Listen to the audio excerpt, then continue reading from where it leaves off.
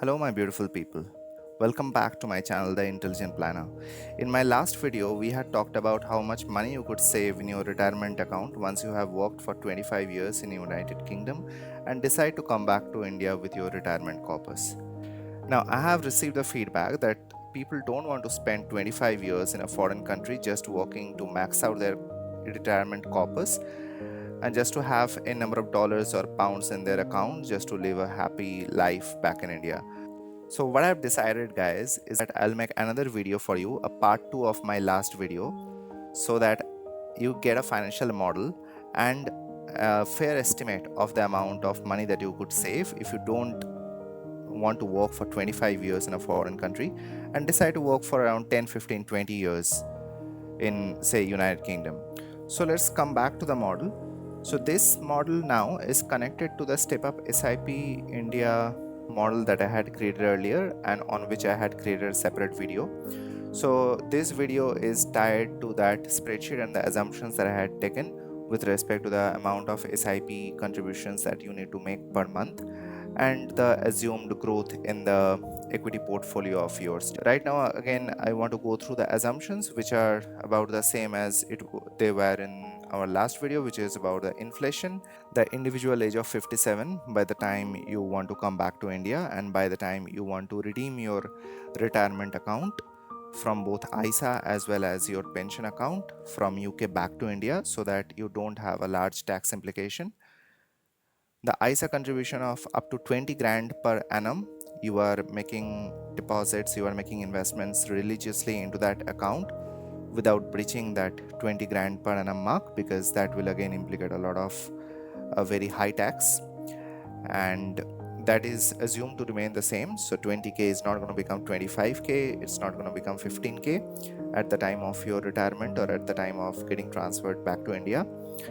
India and UK, the current double taxation prevention treaty that these two regions share will remain the same. The income tax in India on pension withdrawals have been completely ignored because we have no idea how the budgets are going to pan out after 20-25 years from now.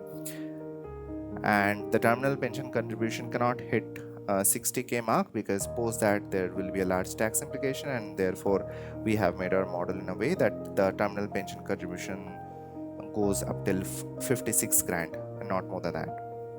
So the premise of the model remains the same in terms of end of year ISA value calculation and end of year pension account value calculation.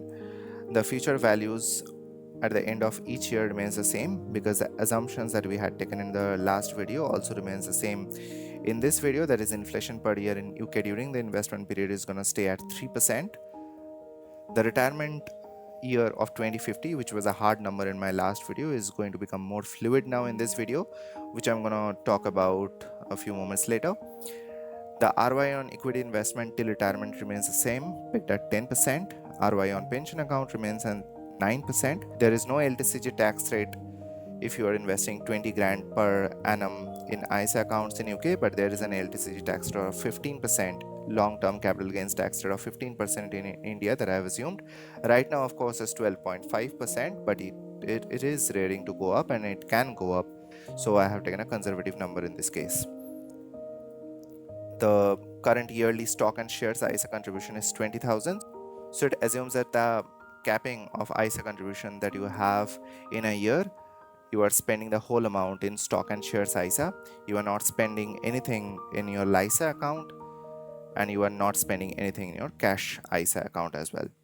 The stock ISA step up percent is assumed to be 3.5%, which is also in line with the amount of increment that you can expect to get in a job in UK. Current monthly workplace pension and SIP contribution is assumed to be 2 grand per month, and I get a feedback that this is quite large with respect to the amount of in-hand salary that one can draw. So this 2 grand can be assumed to be a combined contribution from both you and your spouse if you are moving in with your spouse in UK. And this 2 grand per month also needs to grow at 3.5% per year. So yeah, if it makes sense, you can include your spouse's pension contribution into this. So now coming back to the difference between the calculation made in the earlier video as compared to the calculation in this video. So the difference is, here we are assuming that you can work for 10 years in UK, come back to India. You can choose to retire with the amount that you have saved up in UK, or you can choose to work for 5 more years, 10 more years, or 15 more years back in India. So if you choose to work for 5 more years, these are the amounts of money that you can expect to make at the end of each year. These are not the end of year terminal value, but these are the end of year future value of contributions that you have made throughout the year. Now, the inputs to these numbers comes from the step up SIP percent, as I was talking about earlier. So the amount of SIP contribution that I had earlier assumed to have is 80,000 per month, and then it is also assumed to grow by 10% per year, keeping in line with your increments per year at your job. The current monthly NPS/EPS contribution, so it includes EPF, EPS as well as NPS contributions, all the retirement contributions that you can make, is 35,000 per month, and it is assumed to grow by 5% per year. All right, and then the ROI on equity investments till retirement is assumed to be 12%, and the ROI on EPF and EPS, given that it's a hybrid of debt instruments and equity instruments, it's pegged at 8%. It's not going to be as high as the equity investments. So these are the numbers that you can hope to make if you're investing in equity, as well as you have your EPF/EPS/NPS account in India, and the amounts are of course a bit different, and the compounding will kick in if you choose to work more in India, from 5 years to 10 years to upwards of 15 years. So now coming back to the terminal value of these investment amounts. So if you choose to work for only 10 years in UK and come back to India and just straight up retire and not work anymore, then your annuity amount post tax is going to be 901 grand, 901,739 pounds to be exact. And then there is inflation effect eroding at this number, getting it down to 475,025. And if you are coming back to India, you will have to convert this money into INR. So if I expect to have the GBP to INR fixed rate as 110 because of the factors that I had mentioned in my earlier video, so-called interest rate parity effect, which says that the currency which have a higher interest rate, have a higher yield, is going to get depreciated over the years. And we can already see that this is not a theoretical construct. This is something that we can see practically happen to Indian rupee over the years. So I have arrived at this 5.22 crore rupees number by using the inflation rate, because without incorporating the inflation rate into this calculation, the number is going to get very inflated for no reason. Okay, and then if you want to be more conservative and say that the inflation is going to stay at 6% in India over your retirement period from 2035 till the day you die, that is going to erode the value of 3.69 lakhs further to get to 1.96 lakhs. So now if you're not happy with that near 2 lakhs per month pension amount in your account, you have to work more in India. You have to work for 5 more years, 10 more years, 15 more years. And based on that, if you work for 5 more years, then you are going to retire in India in 2040. So in 2040, the annuity amount post-tax that you are going to accrue is around 12 crore 93 lakhs. If you retire in India in 2045, it's around 18 crore 90 lakhs. And if you choose to retire in India in 2050, so this becomes equivalent to working in UK for 25 years. So here also you are working till 2050. The only difference is you are working in UK for 10 years and 15 years back in India.